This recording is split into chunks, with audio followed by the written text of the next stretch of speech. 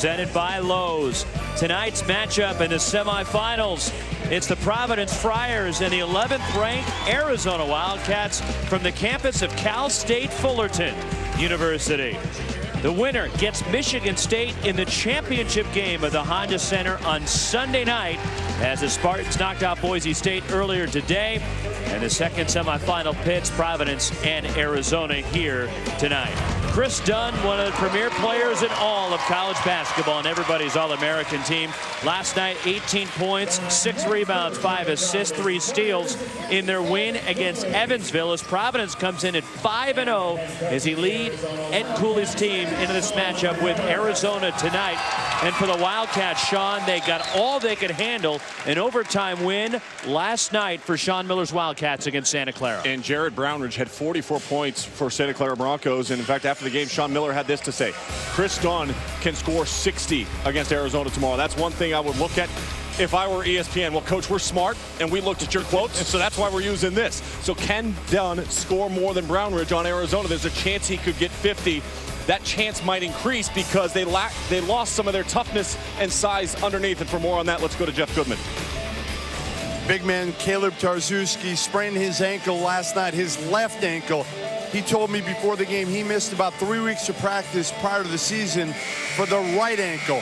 In major pain. He's going to be out tonight, and Sean Miller told me he may be out for an extended period of time. He's a tough kid, may be able to make it back quick, but they've got to prepare as if he's going to be out for a little while. Make sure he's healthy when it matters. And Jeff, that's not got good news for Arizona. If Kaleb Tarczewski is going to be out for an extended period of time, they're certainly going to miss him tonight against this good Providence team that's 5-0. Well, and the key to that, too, is they struggled yesterday, obviously, to contain at the point of attack, and that usually falls on the point guard position, which I know we'll talk about throughout the course of this broadcast. Defensively, how they have to defend at the guard spot. But when you talk about the guard, you're talking about Chris Dunn for Providence.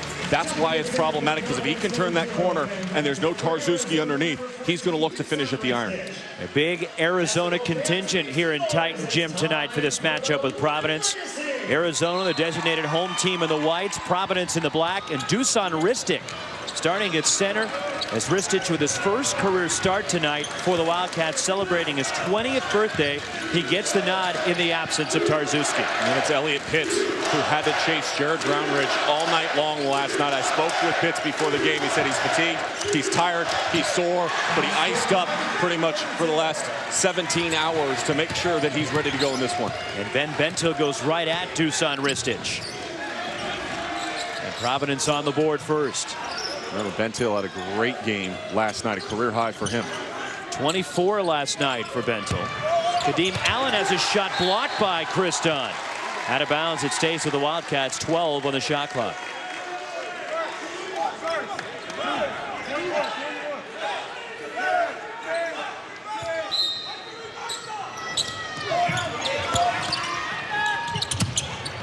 And Kadeem Allen ties the game for the Wildcats. They brought the double on the outside, and that vacated the near block, and a great read by Allen to get to the open space and finish. Tied at 2 a minute in. The kick. And the 3 missed by Junior Lumumba, and it's cleared by Ryan Anderson, and here comes Arizona. Anderson did an outstanding job rebounding the basketball in the opener here, and without Tarczewski, he's going to even need to be more conservative at that effort. Ryan Anderson muscles up underneath. That's the toughness that Anderson needs to bring to the table. Jeff Goodman mentioned it last night in the game, trying to shed that reputation that he was a little soft when he was at Boston College. He's played with great toughness so far here in Anaheim. And he missed a game last week with an ankle injury, came back. Strong night last night for Arizona. As Anderson 17 points, 11 rebounds as Ben Bentil steps out, and he gives Providence the lead. Great start for Bentil, and what does that do? We talked about this early. Remember, Dunn forced things early, and his teammates weren't making shots. If they start making shots, it allows him to score. He forces the turnover and finishes.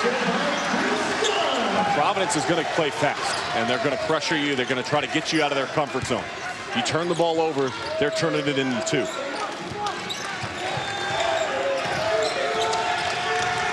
Cats had 17 turnovers last night.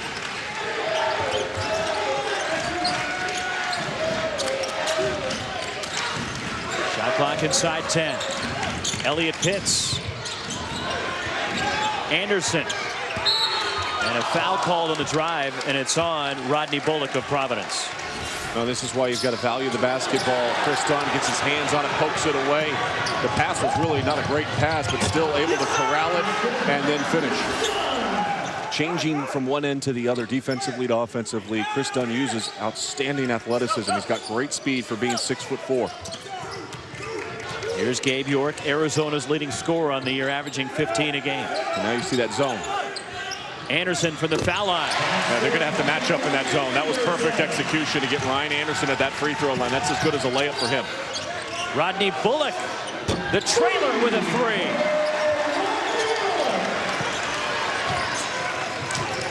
Providence by 4.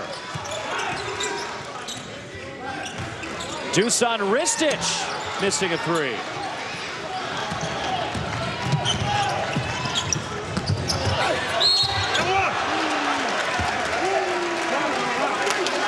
All right, thanks, Dave. Here at Fullerton, the semifinals of the DirecTV Wooden Legacy, along with former UCLA captain Sean Farnham and Jeff Goodman. Roxy Bernstein with you. Providence and Chris Dunn off to a hot start as they lead Arizona 10-6. Ben Bento with 5 already for the Friars.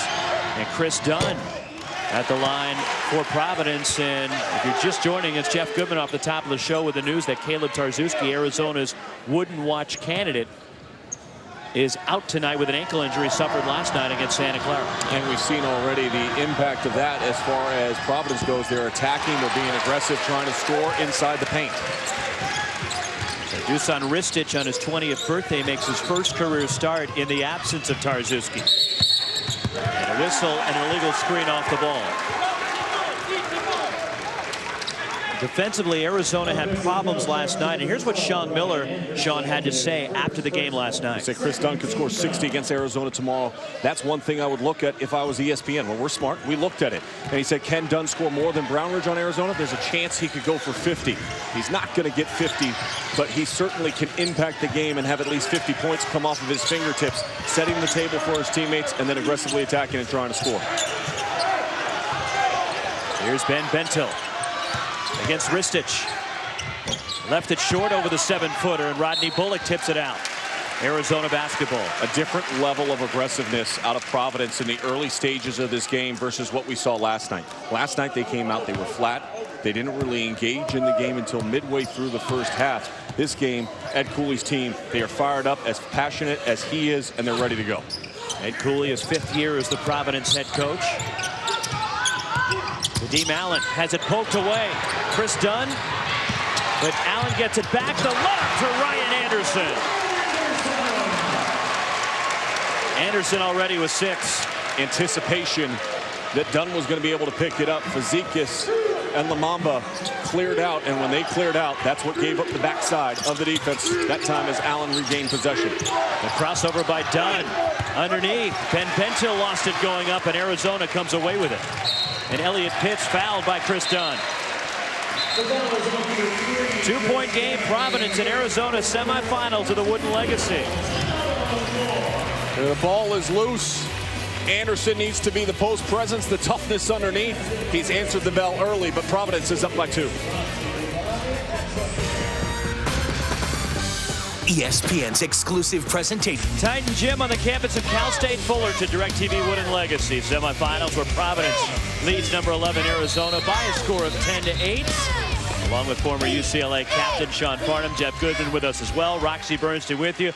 Glad you're with us on this Thanksgiving weekend and a good ball game between Arizona and Providence. And early in this game, Chris Dunn already having an impact for the Friars. Yeah, he's being ultra aggressive, and for Providence, that's one of the keys. They've got to get back in defensive transition, and then you have to finish your defensive possession by rebounding the basketball. Last night, Arizona had 17 offensive rebounds, and that's a big area of concern, even with Tarczewski being out for Ed Cooley's team. Arizona plus 13.5. The rebound margin per game this year is the freshman driving the baseline, and Alonzo Trier ties the game. Donald's All-American, then Providence quickly attacks, and Tommy Nunez on the baseline points Providence's way. Officials, Tommy Nunez working with Tony Padilla and Zelton Steed, a veteran crew. Here is Tommy Nunez. Arizona last night survived in overtime and knocked off winless Santa Clara 75-73. Ryan Anderson 17 points, 11 rebounds as Ben Bentil misses. And the rebound, there's the freshman Trier. I like the aggressiveness that he's brought to the court. But the offensive end looking to drive and attack, and then defensively fighting for that rebound. He goes at Chris Dunn. But Tarczewski injured his ankle late in that game last night.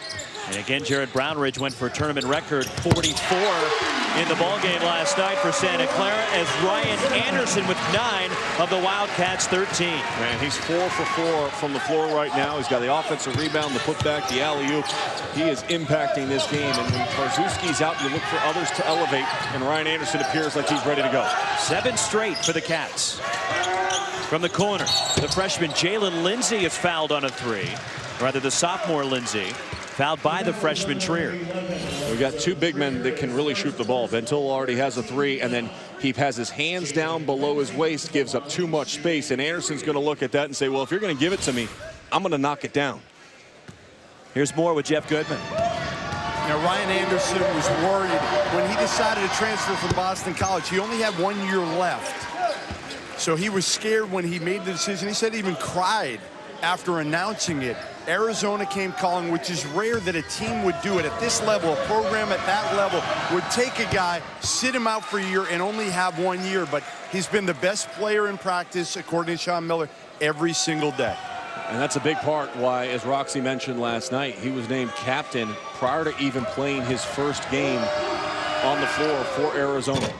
The amount of work that he put in last year to change his body, to change the way he plays a little bit, to add a little toughness. 2 out of 3 for Lindsey, as Parker Jackson Cartwright is in for Arizona. So is Mark Tollefson, a transfer from the University of San Francisco.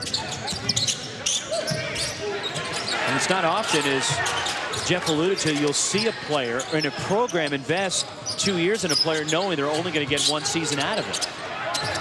It takes a special player, and Anderson can be that special player. And Anderson way off with a shot clock rolling down, and a shot clock violation, Arizona's 3rd turnover. And when you say a special player, what does that mean?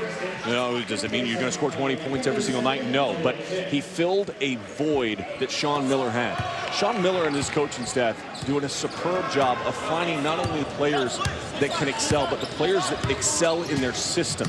And Ryan Anderson, you could close your eyes when he's at Boston College, and you could see the type of player he could be for Arizona. Chris Dunn underneath, posting up against Gabe York. Now, we talked earlier this morning, and I said I want to see Cartwright on the floor more a little bit for Providence. That would have allowed Dunn to move off the ball. That's exactly what they did right there. Cartwright up top, passes the ball off. It allows Dunn to post up underneath and utilize his athleticism and strength. And Alonzo Trier attacks and will go to the line, and a foul committed by Providence. It's the first on Ben Bentil. Yeah, and Dunn working on the weak side. He has the size and height advantage over Gabe York. You're not going to foul in that situation because he buried you too deep, and he's able to finish. And you alluded to the aggressiveness from Trier. He has come out with a mindset tonight to have an impact on this game. Well, and where is he at his best? He's at his best when he's aggressively attacking, when he's earning trips to the free throw line like he did against Bradley earlier this season. And when you're a freshman, play to your strengths. Don't try to prove to people what you're not. Excel in who you are and continue to work on what you're not at practice until you can gain that confidence and bring that carryover over. Trier, the McDonald's All-American, and our national recruiting director at ESPN, Paul Biancardi, had him ranked number 18 in the ESPN 100, and Trier ties the game. When he arrived on campus, and this is the end of the floor where he needs to get a lot better. He's probably a 0 defensively, and he just fouled because he's holding, and he's playing with his hands instead of playing with his feet, which was a big problem for him last night. That's his 2nd personal foul already. But this is where he has to improve. If he can go from like a 4, because maybe he's at a 4 defensively right now, and get to about an 8 by the end of the season, that's what's going to help Arizona turn the corner at the defensive end of the floor. Guys, one more note to add on Alonzo Trier. Arizona actually took him over Kentucky freshman Isaiah Briscoe. Offensive foul called on Providence, and the 2nd on Rodney Bullock. I think that goes back to also style of play. and how you can fit into a system. Isaiah Briscoe is a superb player and has excelled at Kentucky, but he likes to play laterally. He likes to go side to side, which is one of the things that Coach Calipari has been working on with him. Sean Miller knew the type of player that he needed, and Trier is really good at just getting the ball and attacking the iron.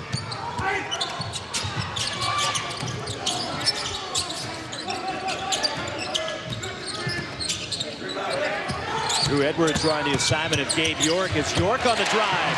And the first points of the night for the senior from West Covina. Arizona struggled from beyond the arc.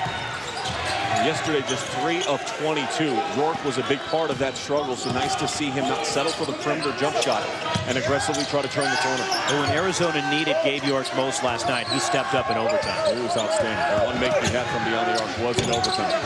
And Bentil missing. York clears. Here comes U of A. Parker Jackson Cartwright. And Dusan Ristich. Offensive foul. And it's the first on the 7-footer. 2-point lead for the Wildcats. DirecTV Wooden Legacy bracket. Michigan State. And Tom Izzo picked up his 501st career win earlier today when they knocked off Boise State in the first semifinal. And the Spartans await the winner. The championship game Sunday night, 10 o'clock Eastern, 7 Pacific on ESPN2. Michigan State struggled in the first half of that game, and Boise State, I think, you watch Boise State play against Michigan State earlier today, you realize just how close the Broncos are to becoming a really, really strong team this year. They took Arizona to the wire at the McHale Center before arriving here in this tournament, and then they played extremely well against the Spartans. Shot clock at 7. Chris Dunn, the deep 2. Got it. He can just play with it, and if that can become more consistent, he's unstoppable out on the floor because he can get to the spot quicker than the defense can. Mark Tollefson to lean in. Can't make the follow. And here come the Friars. And it's done.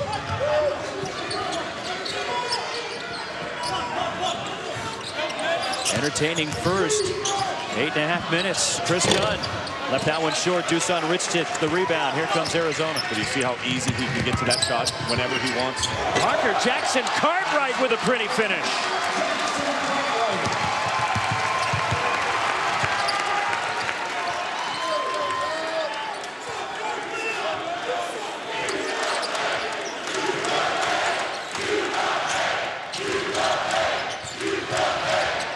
Pull-up jumper, and the lefty, Teron Cartwright, ties the game. This is the game that you and I both expected between these two teams. Up and down, aggressive play for both teams, mainly dominated by the exterior of these units. Dusan Ristich, happy birthday for the now 20-year-old. And his first career start in the absence of Caleb Tarczewski.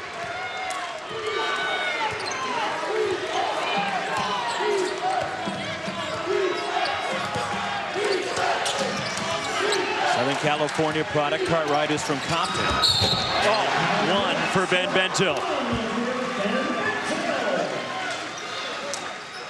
Great movement away from the ball that last possession. Great movement when Chris Dunn has the ball in his hands. He's one of the best in the country.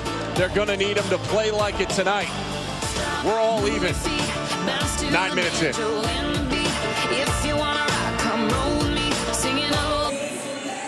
Tied at 20. 10:27 to go. First half. DirecTV Wooden Legacy semifinals. And Sean, take us inside the play. Well, how does Chris Dunn impact the game? You have to have such a great awareness defensively. Watch Chris Dunn as he comes off the screen here. He's going to rotate down underneath. Now here comes Ben Bentil. We freeze right here. He's coming to set the screen. You're looking at Dunn coming out here. So the defense is going to cheat out. But really what they're looking to do is get Bentil on the slip. Now he slips right in front. The defense is playing behind. And that's why you get the N1 opportunity. It's a misdirection play offensively, utilizing Chris Dunn and the awareness you have to have on him to open up offense for other players. Draws the second foul on Dusan Ristich. As Ed Cooling, his team locked in a 2020 battle with number 11 Arizona here in the right to meet Michigan State in the championship game. And Providence doing an outstanding job of sharing the ball tonight, Sean. Well, sharing the ball. They've got 7 assists on 8 made field goals, but they only have 2 turnovers so far. And you're playing against Arizona. You cannot give up empty possessions, turning the ball over, allowing your opponent to get free runouts. Bentil at the line, 77% for the and one free throw. The 6'9" sophomore was born in Ghana, and he gives Providence the lead. Good start for Bentil once again. 8 points already for him. This is a fun game. We knew coming in this tournament, I mean, this field was loaded. So you knew the semifinals were going to be great, regardless of who got here.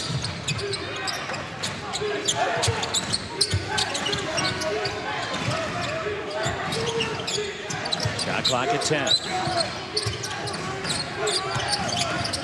Gabe York curls. And the pass picked off and stolen by Bentil. Dunn. The kick. Ryan Vasikas from the corner. In and out on the three. And a foul going for the rebound. And Zelton Steed says we're going the other way. How smooth is Chris Dunn, though? The ball hits his hands, and it's just one with it. I mean, active hands here by Bentil. He gets the steal. Watch the throw ahead. The defense will come in. He goes behind his back. He crosses over. He switches sides, finds the open shooter on the outside. Hey, if that goes down, that's a big-time play. I mean, he did everything for his teammate to free up Fazekas from the outside, who's a very good shooter for Providence. First foul on Jalen Lindsey. 5 now on Providence.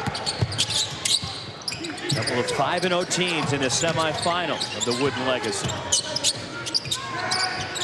Got a mismatch underneath. Tollefson has Cartwright on him. He should be posted up. And Jackson Cartwright gets to the basket for Arizona. Likewise, though, Jackson Cartwright had Lindsey on him, and he decided he was going to drive right by him. And then Karan Cartwright misses, was looking for a call.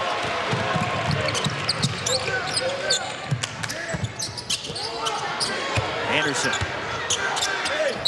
And one, Ryan Anderson.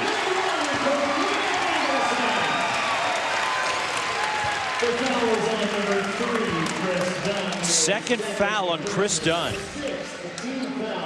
Ryan Anderson and all of the Arizona bigs do a nice job keeping their shoulders parallel to the baseline, especially when the ball is at the wing. And why do you do that as a big? So that when you catch, you can immediately either go into your move straight up, or you can do a power dribble and create space and create the contact, which is what Ryan Anderson did right there.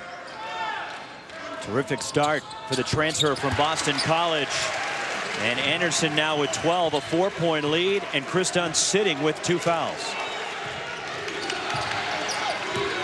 And this place turning into McHale Center North now here in Fullerton. Tucson, a little over an hour flight away from Orange County. Out of bounds, it stays with Providence, and of course the Friars coming all the way across the country. There's Sean Miller in his 7th year in Tucson already. Has been named Pac-12 Coach of the Year twice, has won 3 conference championships. Sean Miller, 6 Sweet 16s in his 11 years between Xavier and Arizona, and 4 Elite Eights. With Chris Dunn on the bench, I think you got to play for Ben Bentil. Here he is. And Ryan Anderson clears. 5 rebounds for Anderson. Gabe York long on a 3. And it's out of bounds to Providence as Anderson got tangled up with Bentil. Just out of rhythm from beyond the arc. And York has not looked comfortable from the outside. Consistency is what they need out of him this season.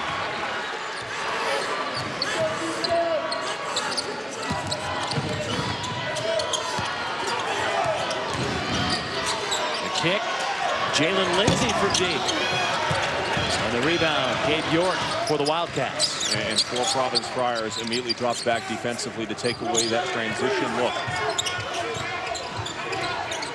If you're Ed Cooley, Sean, how long can you go without Chris Dunn here?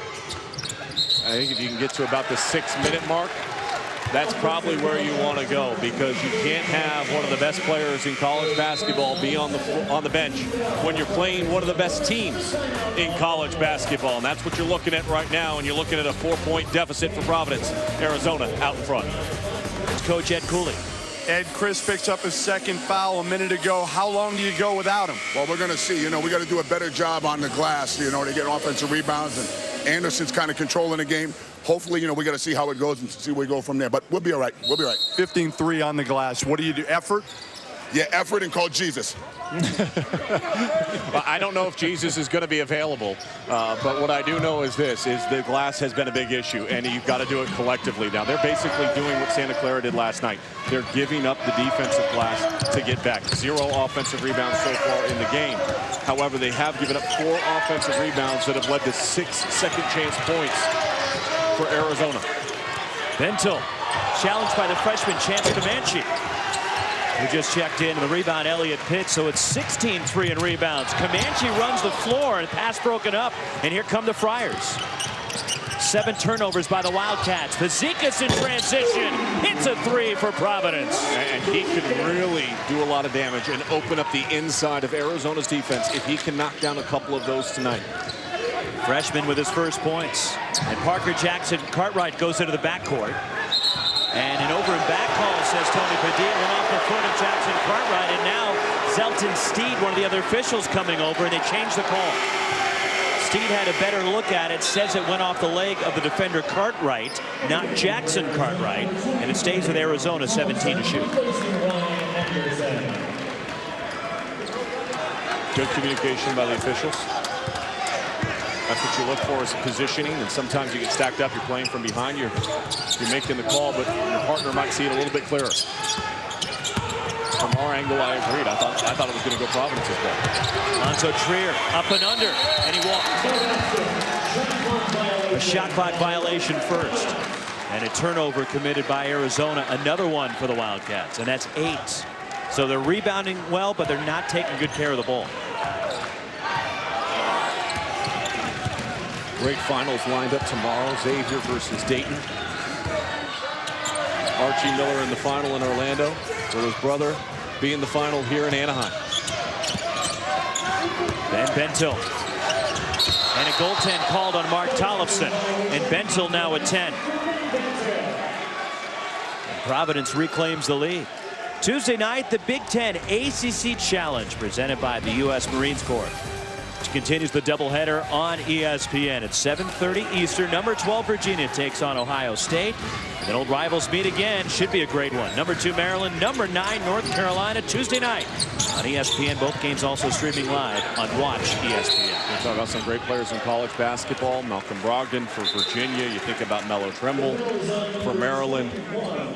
Always one of those great matchups between the two conferences, and some superb games. You know, we start the season with the Champions Classic, and I think that grabs everybody's attention. But then when you have the challenges like that between two great conferences, the ACC and the Big Ten, it's exciting to get college basketball underway as we move out of our first month and into our second. Second foul on Jalen Lindsey, and Mark Tollefson at the line, the transfer from USF. Tollefson ties the game. Now 2 of 3 at the line this year, and he was an all-WCC performer for the USF Dons. And a graduate transfer. Graduated from the University of San Francisco in May. 1 out of 2, and skying for the rebound is Lindsey for Providence. Lindsey's got great athleticism. I'd like to see him use it more often. You saw him sky and elevate up for that rebound there, and in the open floor, he can get to the rim and look to attack, and he just hasn't done it. You're done on the bench. You need somebody that can apply pressure to Arizona's defense. Cartwright to pull it. It spins out, but Arizona lost the rebound out of bounds underneath, and it goes right back to the Friars. And that possession, the entire possession offensively, looked stagnant to me. A lot of dribbling on the outside, and then a rushed off-balance jump shot that I think you could get at any point in time during that possession if you're Providence. So settle things down. Try to get something going towards the rim.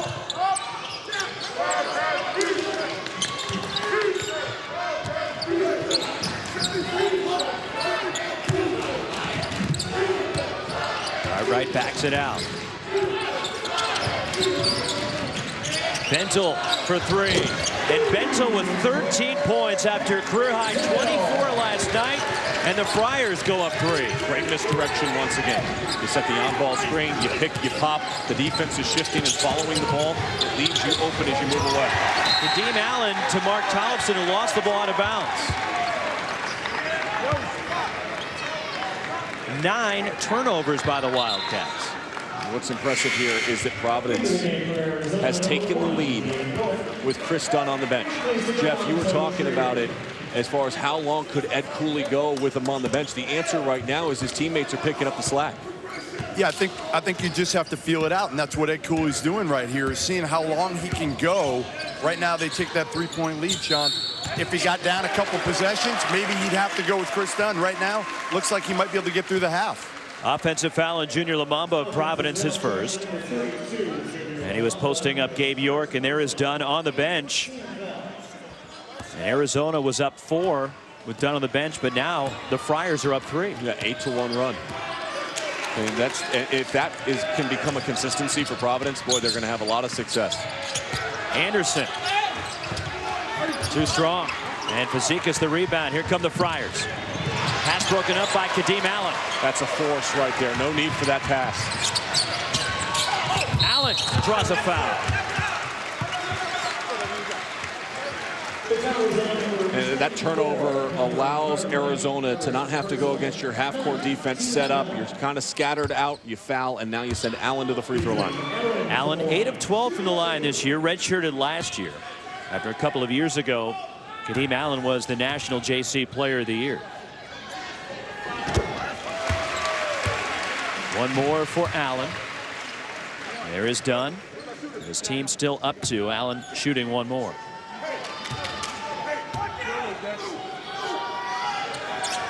Kadeem Allen pulls the Wildcats within 1. I think Kadeem Allen, different player obviously than Parker Jackson Cartwright, but both of them are at their best when they're not settling for stuff on the perimeter. When they're looking to aggressively attack, they do it in a different fashion, but setting the table for their teammates. That time Allen able to see the seam, drawing the foul, manufacturing points for a team that all of a sudden has become very stagnant at the offensive end. Bento from the corner. And that one's too strong, and Ryan Anderson another rebound. That's 6. Anderson in the lane, and Arizona seesaws in front. That's exactly what I was just alluding to, though. Allen with the strong drive, the easy dish to Anderson. It forces the back line of the defense to just hesitate ever so slightly to create that gap and space for Anderson to finish. Nice pass by Cartwright to Bento for the slam. 1-point lead for Providence, but a terrific play by Karan Cartwright.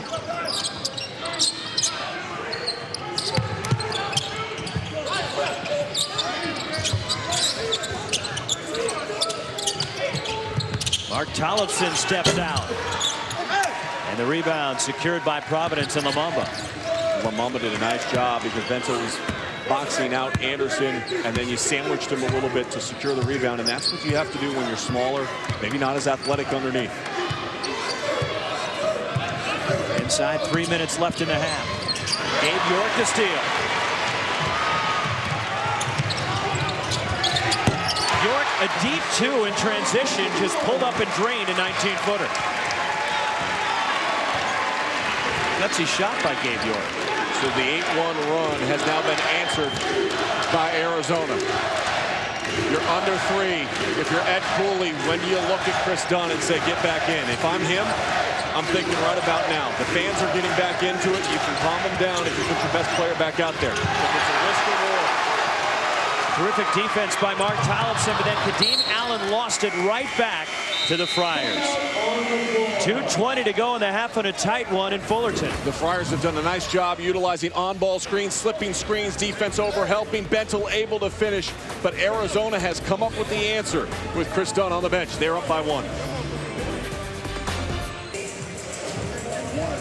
Arizona clinging to a 1-point lead, 2:20 left. Semifinals of the DirecTV Wooden Legacy from Fullerton. Coming up at the half, join Doug Kazarian and LaFonso Ellis for the Land Rover halftime report. Feast week, tournament winners, plus #1 Kentucky in action today, and highlights and stats from this one. That's all coming up at the half with a lot of Arizona fans here in Fullerton tonight for this one. And Chris Dunn has been a spectator like a lot of the Arizona people in the stands. When he picked up his second foul, he's been sitting for about 6-7 minutes now. Yeah, only 10 minutes played here in the first half, and then you compound that with Rodney Bullock, who has also had 2 personal fouls, and he's been on the bench limited to just 7 minutes in the first half. Again, in case you joined us late, Arizona without their Wooden Award candidate. Caleb Tarczewski injured his ankle last night against Santa Clara. He's not available for Sean Miller tonight. Both teams shooting better than 50% from the field right now. Neither team has been able to really establish a consistency at the defensive end. Shot clock winding down, and Cartwright is fouled by Parker Jackson Cartwright of Arizona. And it's the first on the Arizona guard. 1-1 for Karan Cartwright. There is Tarczewski, 7-foot senior from New Hampshire, who had a strong game last night before going down late in regulation. And Arizona got some luck along the way and won it in overtime. Ooh. And Arizona loses the rebound out of bounds. Alonzo Trier took a hard fall as he lost his balance, and that's what coughed up the ball. And really no need, because there's nothing but Arizona Wildcats in the middle of the paint. Everybody for Providence was already running back to get back at the defensive side.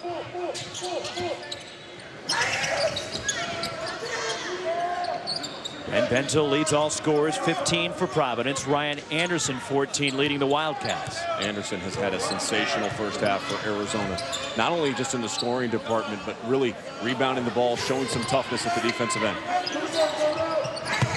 Zikas from the corner. And that three-pointer missed. And the rebound, Bento tips it free and runs it down for the Friars. Junior Lamamba to the basket. And a reverse for Lamamba, and Providence takes the lead. First points for the junior from Montreal. You have to make the most when you get an offensive rebound if you're Providence, because you're not going to get many of them. And they did that time with the floor spaced out. And now Trier throws it away, and Arizona commits another turnover.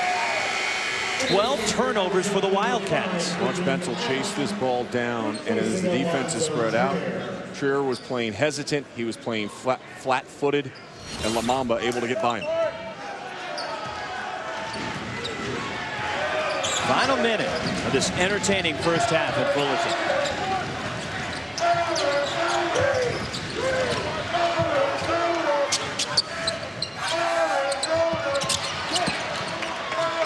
Jalen Lindsey.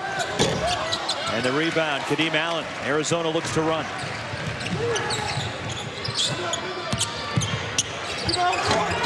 Dave York gets his own miss. Arizona pulls it out. And a timeout taken by the Wildcats. 28.5 seconds to go in the half. Providence clinging to a 1-point lead.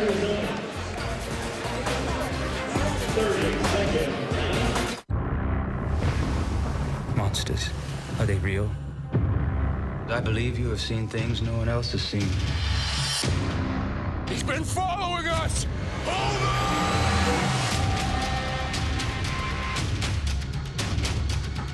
Say you're scared! Say it! As I live and breathe, he's mine. In the Heart of the Sea, rated PG-13, December 11th. 1-point lead for the Friars. 28.5 seconds to go in the first half. 26 on the shot clock. Is Ed Cooley's team right now with a 1-point lead, despite Chris Dunn sitting on the bench for the last 7-8 minutes of this game.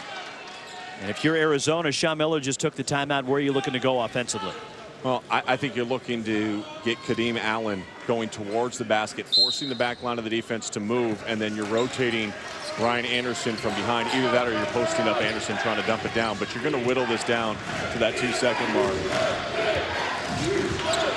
No, there's no 5-second call, so you can closely defend all you want. The only thing that can happen there is you're going to foul.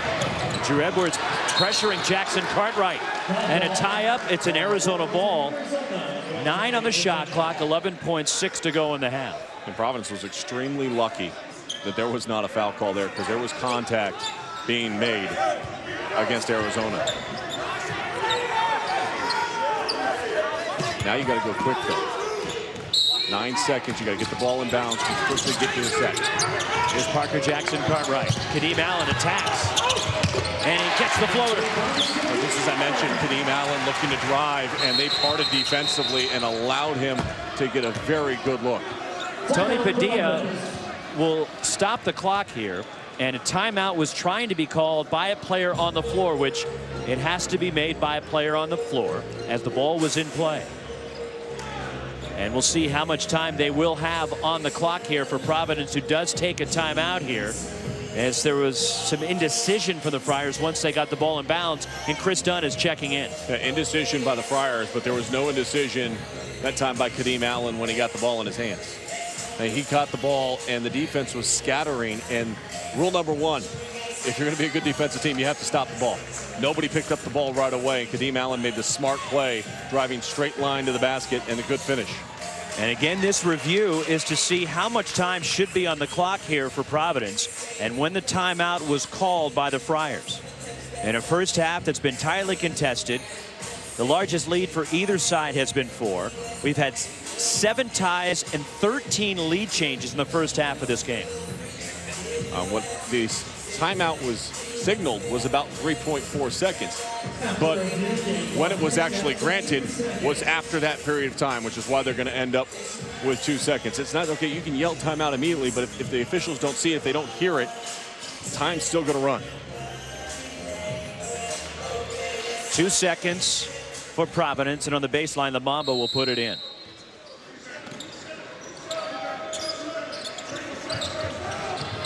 Ahead for Dunn, broken up by Elliot Pitts, and that takes us to halftime, and Arizona leading Providence 34-33. Ben Bentil 15 points in the first half after a career high 24 last night, and Ryan Anderson, a strong first half in the absence of Caleb Tarczewski, 14 to lead the Arizona Wildcats, as Jeff Goodman standing by with Arizona head coach Sean Miller. Sean, you weren't happy last night with your team's play. First half, you lead by 1. Happy? Not happy? Yeah, you know, Jeff, we're young in the season. I think all of us are. And although we want it to look like a finished product, we're very much a work in progress. And for our team to take Caleb out and not have him as part of what we do is a significant blow, not just because of who Caleb is, but he affects the group. So the good news is it gives a lot of other guys an opportunity to do more, and we're playing a really good team. I mean, Chris Dunn, certainly one of the best players in our game, and Providence, to me, is an NCAA tournament team. Neutral court, we'll see. We'll see. I'm glad that we're in the game at halftime. Thanks, John. Good stuff, Jeff, with Sean Miller, Arizona coach. 1-point lead for the Wildcats, and Providence played for the majority of the final 10 minutes without Chris Dunn, and they're only down 1 here at the half. I think both teams are pleased with where they're at. I think, as Sean Miller just mentioned, a huge hole underneath, yet they've been able to respond well. And for Providence, they played without 2 of their starters for a majority of the first half. Number 11, Arizona 34, Providence 33. Coming up, we'll send it to the studio for the Land Rover halftime report after these messages. Getting ready for the start of the second half, and number 11, Arizona up 1 on the Providence Friars, 34-33, all part of Feast Week, presented by Lowe's, along with former UCLA captain Sean Farnham and Jeff Goodman. Roxy Bernstein with an entertaining first half here in this semifinal. The winner against Michigan State, and Providence, despite some foul difficulty in the first half, it's just a 1-point game. Yeah, Ed Cooley rolled the dice and kept Chris Dunn on the bench. And what does that mean in the second half for the Friars? It means that both Bullock and Dunn, who are limited in the first half with foul trouble, can play free here in the second half. And I think that's really key to the level of aggressiveness that they're going to need to try to match from Arizona. Now, if you're Arizona, 2 things I look at. I'd like to see him play a little bit more through Ryan Anderson. He got off to a hot start, and then they didn't go to him down the stretch of the first half. The other key for Arizona is control the basketball. Stop turning it over. 12 first half turnovers led to 13 points for Providence. If you take those away for Providence, you force them to play in the half court. It's going to benefit Arizona in the second half. Jeff, you had a chance to catch up with Ed Cooley, Providence head coach. You know, usually I'll summarize what a coach said. In this one, I'm going to give you an exact quote. They shot 58%. Our 2 best players were on the bench. We were out-rebounded by a zillion. They can't stop us in transition. Well, how do they get to transition? Creating turnovers through their defense, and that's the level of competition that Providence looks for. He even referenced praying for better rebounding in the first half. Actually, he said he needed Jesus to come help him. Elliot Pitts to Dusan Ristic, who's starting in place of Caleb Tarczewski. He's out with an ankle injury tonight. And Ristic celebrating his 20th birthday gives Arizona a 3-point lead. And should be noted that Ristic was in foul trouble in the first half as well. Limited to just 8 minutes. So they come out first possession, they play with their size underneath and utilize that to get an easy bucket. Underneath. And Rodney Bullock had popped out for Providence. That hit off of Ryan Anderson's head and came right back through. Anderson runs it down. And that's what Ed Cooley's screaming about at the other end of the floor. Rodney Bullock was going for the emphatic 2 points for the Friars. York from deep. Too strong on the 3. Here comes Junior Lumumba. And it's a 4-on-2. Rather 3-on-2. Lumumba and 1. It's on Gabe York.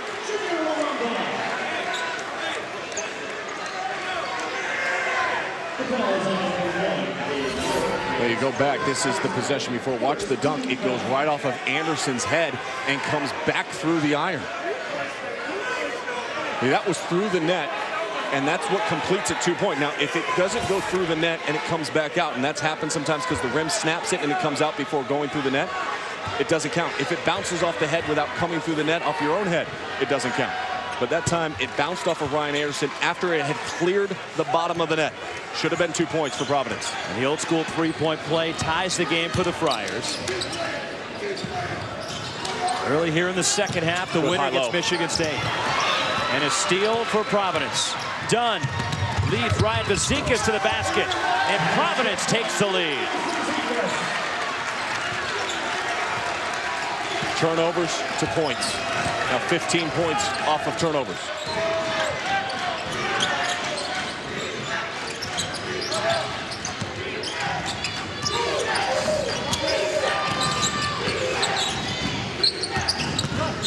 Here's Anderson. Knocked away by Dunn. Ristic recovers. Shot clock winding down. And an offensive foul, the 3rd on Dusan Ristic. That counts as another turnover for Arizona. The high-low was there, except for Ristic didn't hold his position. He didn't hold his seal. He released, and when he released, it allowed the defense to get their hands on it, and then subsequently, the easy transition look. And Ristic will sit down with the 3 fouls. Mark Tollefson checks in for the Wildcats. 14 giveaways now for Arizona. Rodney Bullock to the basket. And it's Providence matching their largest lead of the night.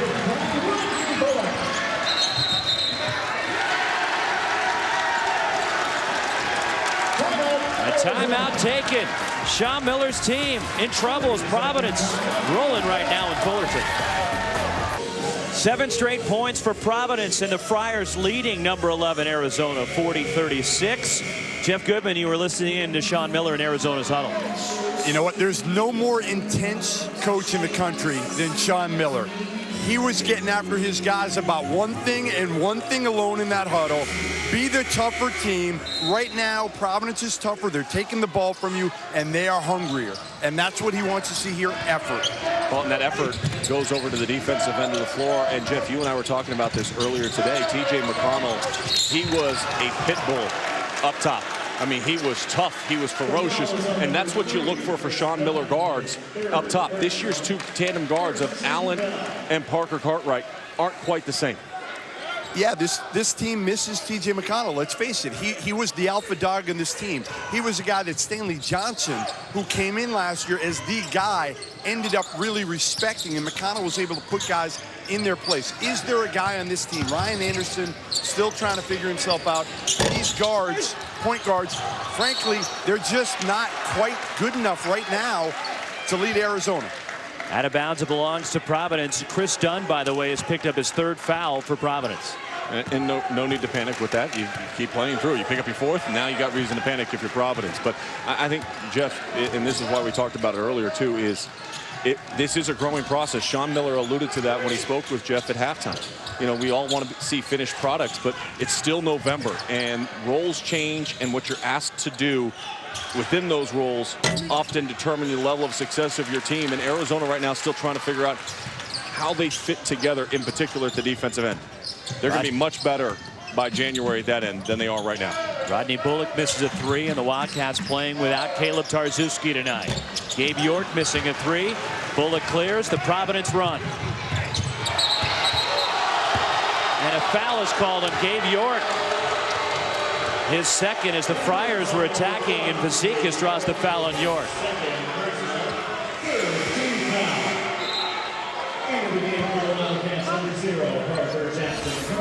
Looked like Gabe York had a lot of ball right there. Looked pretty clean. The follow through made contact with the hand, but that was a play on.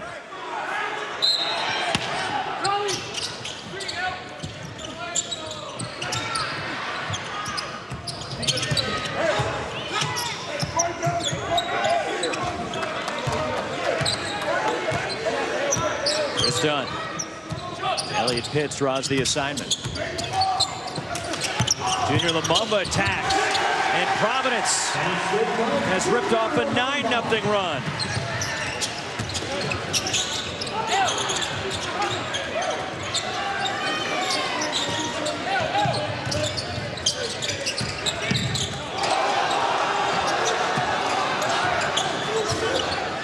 Arizona struggling to find some offense here, just 2 points since halftime. Jackson Cartwright off on a 3, and a foul going for the rebound. A hold inside, and it's on Providence. But the Friars have run off 9 straight, and they lead Arizona by 6. The Friars have scored 9 straight. Arizona has gone scoreless for nearly 4 minutes, and the Friars enjoying their largest lead of the night, 42-36. They lead number 11 Arizona. Sean, take us inside the play. Well, Chris Dunn is the quarterback of Providence, and as a quarterback you got to have the read option. You're going to get a screen here. He's going to dribble the ball over to this side. Watch what this action then forces and creates, and here's where the read comes into play.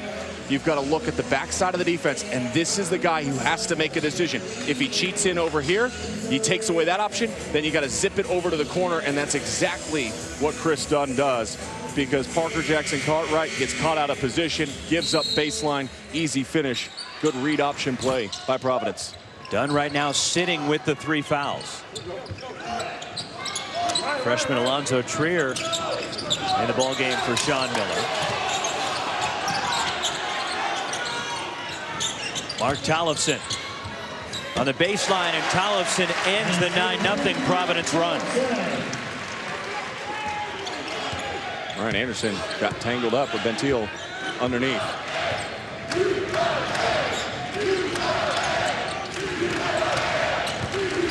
Junior Lumumba against the freshman Trier. Swatted by Ryan Anderson. Fazekas keeps it alive for the Friars. 8 to shoot. Teron Cartwright, tough pull-up. And Elliot Pitts, the defensive board for the Wildcats. Chris Dunn on the bench for Providence. You got to continue to play for your size underneath. Alonzo Trier to the basket.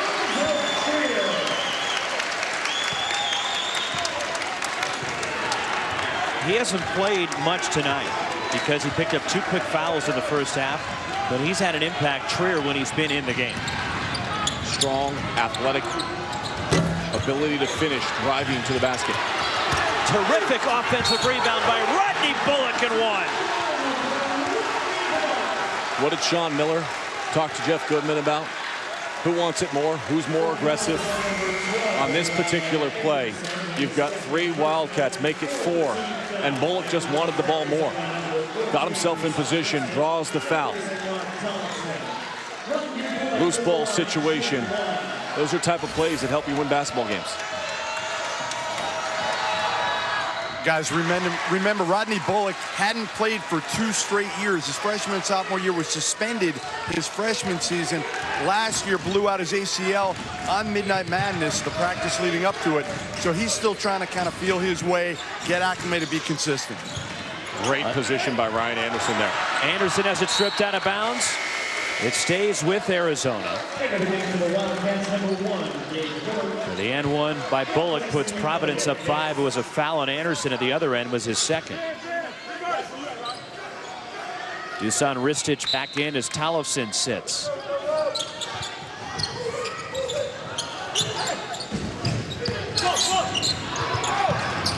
Inside to Anderson. And Ryan Anderson with a bucket, his first points in the second half. That's the well that I'd keep going to until it runs dry right now. He's aggressive, he's strong, he's athletic, he can finish underneath, and he's doing a great job getting position. They just got to feed him. And a foul on Parker Jackson Cartwright, his second, as Karan Cartwright lost his footing. Tuesday night, the Big Ten ACC Challenge presented by the U.S. Marine Corps continues with a doubleheader on ESPN at 7:30 Eastern. Number 12 Virginia takes on Ohio State. Then old rivals meet again. Should be a great one between number 2 Maryland and number 9 North Carolina Tuesday night on ESPN. Both games also streaming live on Watch ESPN. Alonzo Trier the rebound. Then lost it trying to go coast to coast. To the basket. And it spins in for Ben Bentil. What looked like it was going to be surefire, too, because Trier had the lane. He just lost control of the ball. Turns into 2 for Providence. Dusan Ristic. And the 7-footer falls off. Ryan Anderson with the offensive glass. Counted +1. And just like Bullock had done a couple of possessions ago, this time it's Anderson for Arizona. How many times have we seen this in the first 2 games of this tournament? Arizona needing a bucket and Anderson just putting himself in the right position. And how he does it is that when the shot goes up, he immediately makes contact with the offensive player. He carves out his real estate and then maintains that position in order to get the offensive rebound and finish. Third foul on Bullock. Anderson at the line. He's 1 of 1 at the stripe tonight. 18 points and 8 rebounds for Anderson. And he gets the old school 3-point play as the Wildcats pull within 2.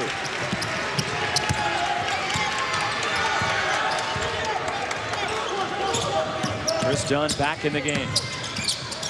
Lost the ball, picked up by Anderson.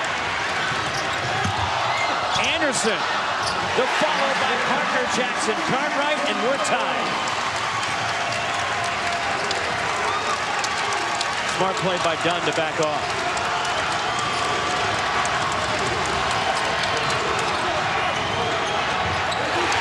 Dusan Ristic the rebound.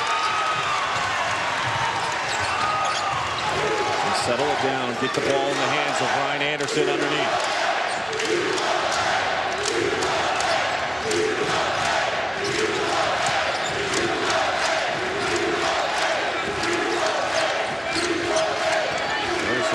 Sealed for a second, 2 feet deep in the paint.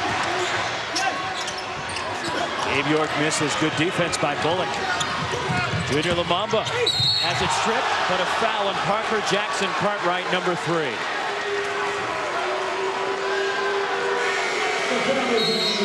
Ryan Anderson has been the motor for Arizona tonight. Even when he misses shots, he creates the opportunity at the defensive end of the floor. Parker Jackson Cartwright, he doesn't give up on the play, and we're tied.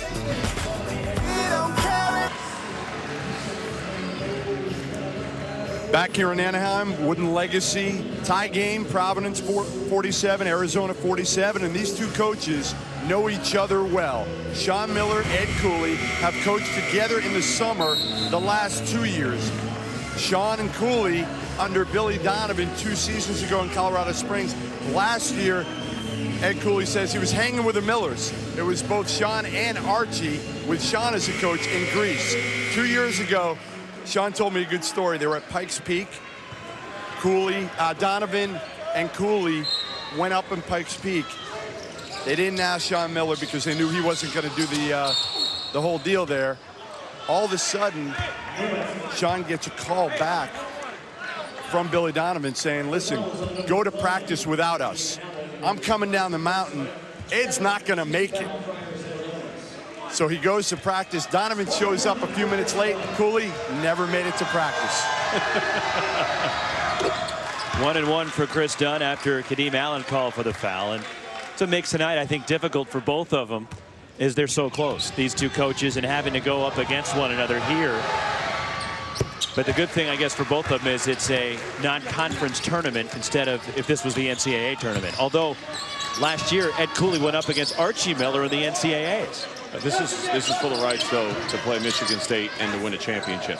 And you have very few opportunities in the course of your season to be called a champion. Champion of a tournament, champion of your conference, NCAA champion. That's pretty much it. So both they'd be great friends. They'll be friends after the game, but not friends right now. Kadeem Allen. And it's tipped, and we're going the other way, and a foul against Arizona going over the back. Second on Mark Tollefson. And of course, Archie's team will be in the championship down in Orlando against Xavier, where Sean Miller used to coach. And Michigan State is waiting. They're waiting to see what happens here tonight in this game. Denzel Valentine has been sensational so far. Triple-double in the opening round, a career high this afternoon against Boise State to put them in the finals. Of course, we'll move from here over to the Honda Center. 1-1 for Jalen Lindsey, and the rebound Ryan Anderson for the Wildcats. Lindsey now 2 of 4 at the line.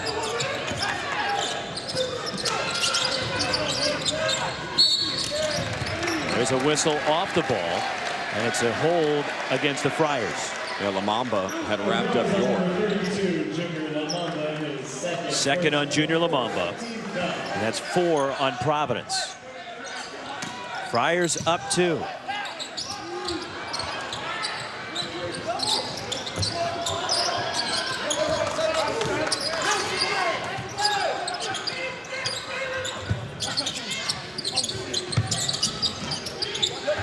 Alonzo Trier fires from deep, and it missed everything. Not the strength of his game right now. Chris Dunn, and the floater too much. Well, that wasn't a good shot. That wasn't a quality shot at all. He was off balance. He lost control of the ball before he even went up to the rim. Trier misses again, and Chris Dunn for the rebound and a foul. If that's done, that's 4. Remember this moment. 10:44 left to go in the game, and Chris Dunn's going to have to go sit down with the Friars having a 2-point lead. Ed Cooley not happy at all that his superstar has to sit down here for this push-off on Tollefson. There's been a couple of those tonight that you look at. The foul that was down here earlier that went against Arizona, that one going against Providence, that to me both look like just play-on plays. Big break for the Wildcats. Gabe York finds Mark Tollefson, and we're tied at 49. Great pass. I mean, just attacked the back line of the defense, forced them to step up. Tollefson moving without the ball, sneaking down all the way from the wing, and nobody was in front of him. With Dunn on the bench right now, I think you play back through. I look at Rodney Bullock to really start to step up offensively and assert himself. Here he is. Out of bounds. Arizona basketball. Go back to that last possession, though. What a great job by York. Drives the middle. Watch the back line step up. Tollefson, nobody even knew he was there. I think everybody for Providence thought that ball was passed to Anderson, but it was Tollefson that snuck in behind even Anderson.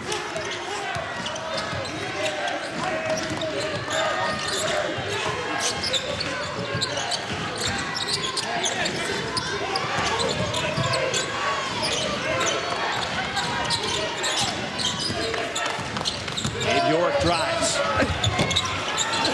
And the rebound, Anderson underneath, and Arizona reclaims the lead. 21, a season high for Ryan Anderson, a career high when he was at Boston College at 29 against FIU.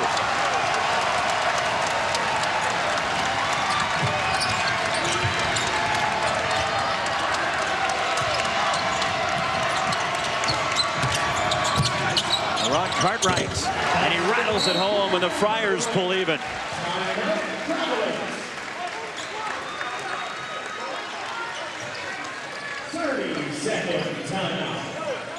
Tied up with 9:06 to play in the ball game, and here's that last effort from Anderson. Well, Ryan Anderson at the top of the key. Watch how he fights for this position. And again, what we talk about, he never anticipates the make. Bentil is just standing there flat-footed and watched Anderson walk right by him and get position to get that rebound and put it back in. Nice job by Ryan Anderson, and what a performance he's had here tonight. 1 rebound shy of a double-double. He's had 2 already this year. Missed a game. He didn't play a week ago Sunday night, I should say, against Northwestern State after injuring his ankle last Thursday night against Boise State in a game in Tucson. And Anderson came out with a strong performance last night, 17 points, 11 rebounds, an even bigger performance tonight. And his team locked in a battle with Providence. The lob, too much for Anderson. And here comes Cartwright for Providence. Charge on Rodney Bullock, and that's 4 on Bullock. Chris Dunn, Rodney Bullock, 4 fouls each with 8:50 remaining. That's a tough one for Ed Cooley again. Open floor. Bullock making an aggressive move. And now it's gut check time for Providence, and it's a great opportunity for Arizona. Parker Jackson Cartwright. The kick to Elliott hits. Anderson's there again for the Wildcats. Ryan Anderson with a bucket. He just wants it more than anybody else right now. Why do you get a kid and give him 2 years to really only play 1 for you? Because this is the kind of difference maker that he is out on the floor. Wave off the shot. Foul on Dusan Ristic of Arizona, and that's his 4th. Ryan Anderson right now is tired. But he's not going to show you he's tired. He's just going to keep on playing. Sean Miller saw that he's tired, though, and he's taking him out of the game. How about the effort from Ryan Anderson? And the partisan Arizona crowd applauding Anderson as he heads to the bench. Another double-double tonight for Anderson, and he's not done yet. Ben Bentil at the line. 4th foul on Ristic, and he stays out there on the floor again. Arizona without Caleb Tarczewski tonight. And the rebound, Ristic for the Wildcats. And worth noting as well, without Ray Smith. ACL injury. They expected an awful lot out of that talented freshman this year. And so they've got 2 guys out that at the start of the year, Sean Miller would have told you are integral parts to their success. Friars come away with it. Foul difficulty for Providence. They're down 2. Ryan Fazekas inside has a shot blocked by Gabe York, out of bounds. It stays with the Friars, and 11 on the shot clock. Chris Dunn, 4 fouls. Rodney Bullock, 4 fouls for Providence, and a tight one headed down to the wire in Fullerton. Yes. 2-point lead for Arizona. 7:38 to play. A lot on the line here tonight. Semifinals of the DirecTV Wooden Legacy. The last time Providence and Arizona met, a lot on the line as well. You know the that Elite guy. 8. Yes, that's our own. It's our buddy Miles Simon. As the Wildcats, God Shamgod, who's now on the Providence bench working for Ed Cooley. And Arizona would advance to the Final Four with a win over Providence the year the Arizona Wildcats and Lute Olson won the national championship. There is God Shamgod, a graduate assistant for the Friars, as Miles Simon, our colleague at ESPN, led all scorers in that game with 30 points. For Arizona, he also had 6 rebounds. Mike Bibby at 17 for the Cats. God Shamgod, who led Providence in scoring, had 23 in that one. And Ryan Anderson for Arizona has 23 right now to go along with 11 rebounds. He's still sitting on the bench, but I don't think he's going to be there very long.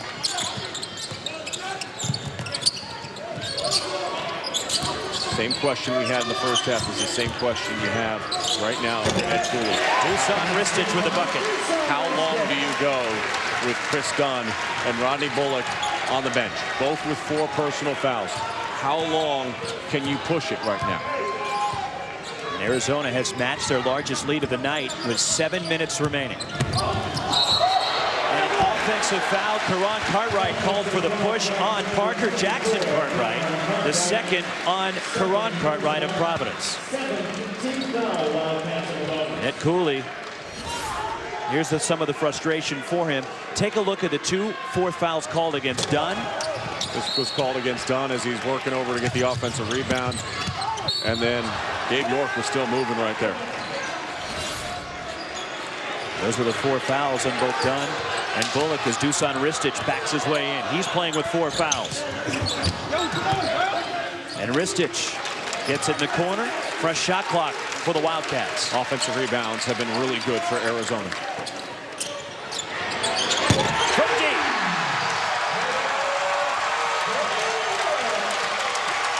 First 3 of the night for York and Arizona. An 11-3 run to go up 7. 26-8 advantage in second chance points for Arizona.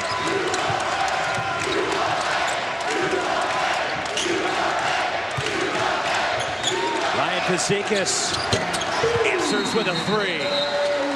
And a timeout taken by the Friars, and the freshman comes up big here to silence the Arizona run. Much needed shot right there for Fazekas, and more so for Providence. Again, you're at 6 minutes right now, 4-point game. You're Ed Cooley. I start thinking about getting Chris Dunn back on the floor. York, great job spotting up. His feet were set. He was ready to catch, and there was no hesitation on the release. Fazekas, the freshman, running the baseline screen action. Gets the ball in and then relocates as the ball enters the post, and you see Gabe York turn his head to see Bentil underneath, and when you turn your head and you pinch in like he did, it creates a little bit of a longer run out. And he's a guy you can't cheat off of. No, if there's any player on the roster right now for Providence you don't want to leave out beyond the 3-point line, it is Fazekas. It's why he's out on the floor. It's why Ed Cooley has the confidence in him. He knows how important that role is. Chris Dunn sitting with the 4 fouls. Rodney Bullock is back in the game with 4 fouls, while Ristic with 4 for Arizona is on the bench right now as Anderson comes back.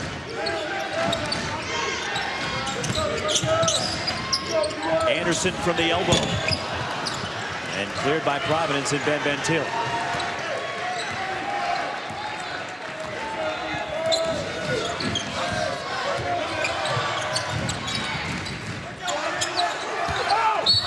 Offensive foul, the 3rd on Bentil. I agree with that one. That was an easy call. Good position. Anderson was waiting for him. And Bentil just dropped his shoulder. Again Dunn with the 4 fouls. Inside 5.5 to go. And Arizona's capitalized with Chris Dunn on the bench.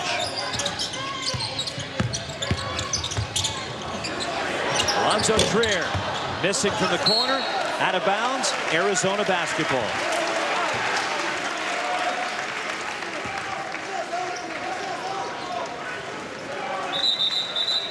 The winner gets Michigan State Sunday night as Chris Dunn returns to the game with 5:15 to play and 4 fouls.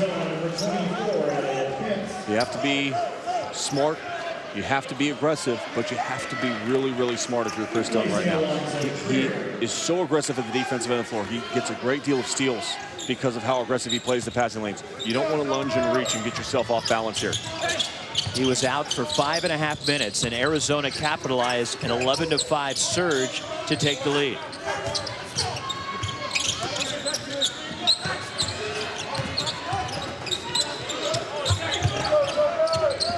Ryan Anderson moves in. Fade away out of the double team. And Mark Tollefson tips it out of bounds. It belongs to Providence. Good defensive possession that time. They brought the double team on Anderson. You haven't seen that look often here, but with as successful as he's been throughout the course of this game, I think it's a good look here in the final 4+ minutes. Try to make somebody else make shots if you're Providence. Chris Dunn, the lob, Bentil finishes. 19 for Bentil.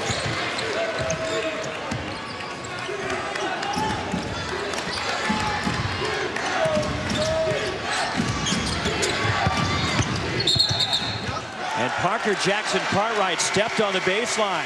And a turnover, 17 by the Wildcats now. Now Chris Dunn gets the ball up top, starts to drive. You see the defense collapse over, and Ben Thiel has his hands ready and able to finish. You can't just be concerned, by the way, at the defensive end of the floor. You need to be concerned at the offensive end. You can't take a charge either.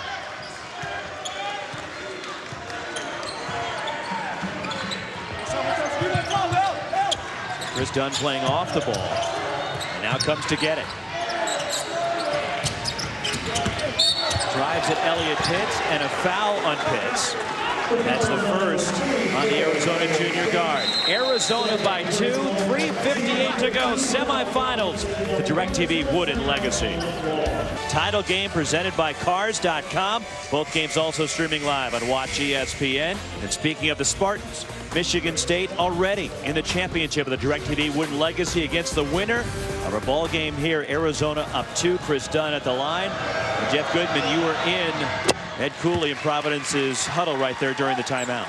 Yeah, he was imploring his team, rebound the basketball. That's the most important thing. But he said, listen, we're going to win this game. We haven't played well, and we're only down 2 points. And he's telling Chris Dunn, Elliott Pitts cannot guard you. We'll find out here with the final 3:50 now, as 1 out of 2 for Dunn. And really no surprise when you talk about rebounding. 15 offensive rebounds to just 6 for Providence. The differential 26 to 8 as far as points in second chance. And the feed from Dunn, and Providence goes in front. 8 straight for the Friars.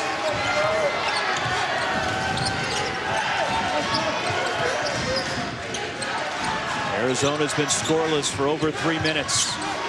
And Ryan Anderson the lead in. Remember, Bullock's got 4 personal fouls, so Anderson can attack him and get him playing on the heels. That's why you need to bring a quick double team to try to get the ball out of Anderson's hands to protect Bullock. 25 for Ryan Anderson, 11 ties, 17 lead changes tonight. Arizona up 1.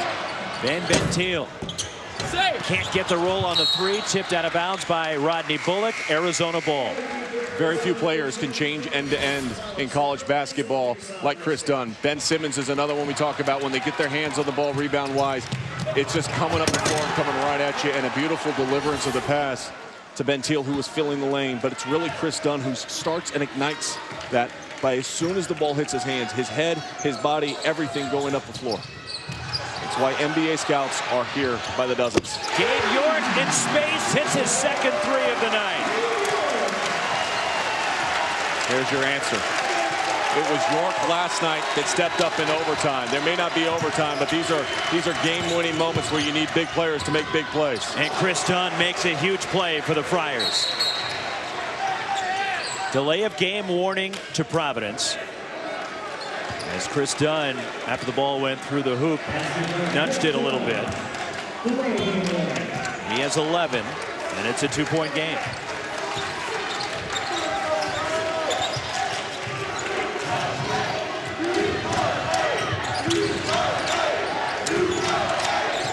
Gabe York misses that 3, but Providence lost the rebound out of bounds. There were 3 Friars there. Another second chance opportunity here for Arizona. You give them multiple possessions, more often than not, they have made you pay for your mistake.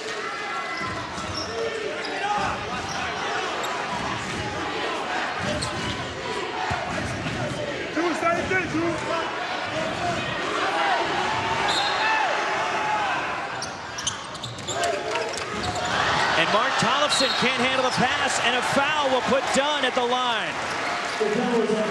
Horrible turnover for the Wildcats. And turnovers is really what has allowed Providence to battle through the foul trouble and stay in the game. 19 turnovers tonight. They had 17 last night. 3rd foul on Mark Tollefson. Providence in the double bonus. And Chris Dunn now 4 of 5 at the line tonight. And this one can tie the game with 2:01 remaining.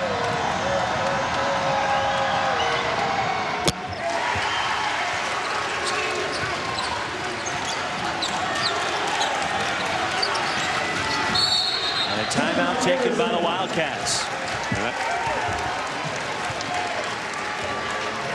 Tie game, 1:56 to play. And let's go back to a play early here in the second half. And you noted at the time, Sean, this was a big play that didn't go Providence's way. Well, Bullock comes down the dunk. It's basket interference on Ryan Anderson because it bounced off of his head and came back out. The officials didn't call it. Should have been 2 points. It wasn't. Now, the end result was that they did get a stop at the other end, and then they came back down and got a 3-point play. So maybe none of that would have also happened as well. So those type of things go on during the course of the game. You've got to move forward next play. But in a tie game, under 2 minutes left to go, it's little plays like that, though, that will stay in the back of your mind. Sean Miller is really good with out-of-timeout plays. Where do you think they look to go? Well, I think you're going to number 12. And I don't think that's any secret. It's York and Anderson the rest of the way, as far as I'm concerned, for Arizona. And they collapsed and helped off Parker Jackson Cartwright to pinch in and take away that high-low entry pass, because that's where they were looking initially.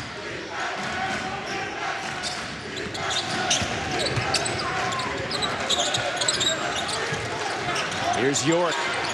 He drives. Shot clock winding down. And they stop play and a whistle inside, and a 3-second call on Ryan Anderson. Is turnover number 20 for the Wildcats. And just an empty possession, and one of those calls not frequently made. But you get caught in there, and Anderson, I think, again, was anticipating that he was going to get the post up, and it was just a little bit slow developing. Now Providence with a chance to take the lead.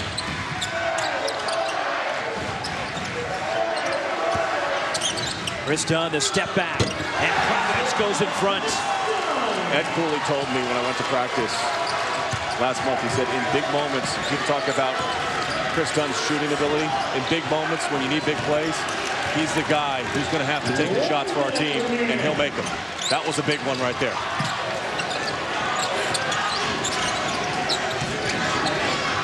Here's Elliot Pitts, inside 10 the shot clock. And a foul off the ball, and Ben Bentil shoving Ryan Anderson, the 4th on Bentil, and Anderson will shoot a 1-and-1, the 9th team foul. Elliot Pitts trying to have a hand up at all time, but just enough space. And this is where Chris Dunn is so elite. He can create off the bounce. That little hesitation and step back forces the defense to react, because if you don't, he's going by. Anderson 2 of 2 at the line tonight. As Chris Dunn has played well in the limited minutes that he's had. How sensational has Ryan Anderson been? 26 points, 12 rebounds tonight. And a senior ties the game. And no doubt in either one of those free throws.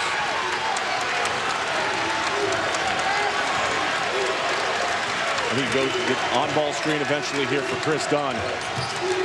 And you look for that counter-attack if you don't have a drive lane. Here's Dunn picking his way.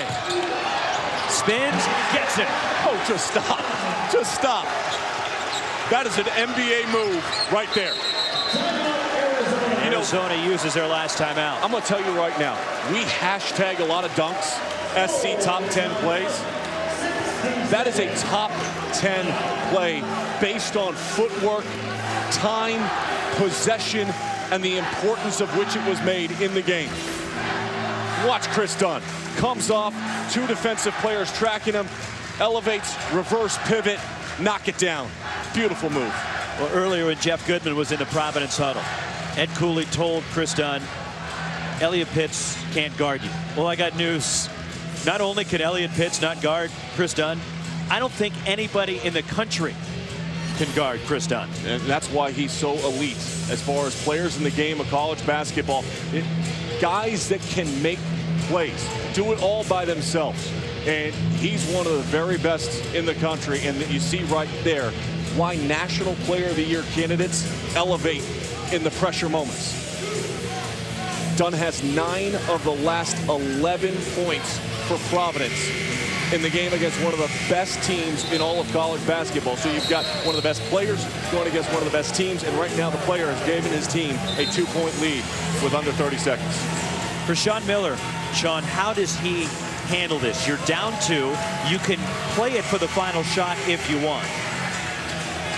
You get the ball to Ryan Anderson's hands. And just let him go whenever? And you try to draw a foul. You post him up. They haven't had a lot of success stopping him. Get him to the free throw line. He's going to make both. I want Ryan Anderson having his hands on the ball. He's got it. And he's going to give it up, though, and then you got to establish your position underneath. Wildcats out of timeouts. Providence still has 1.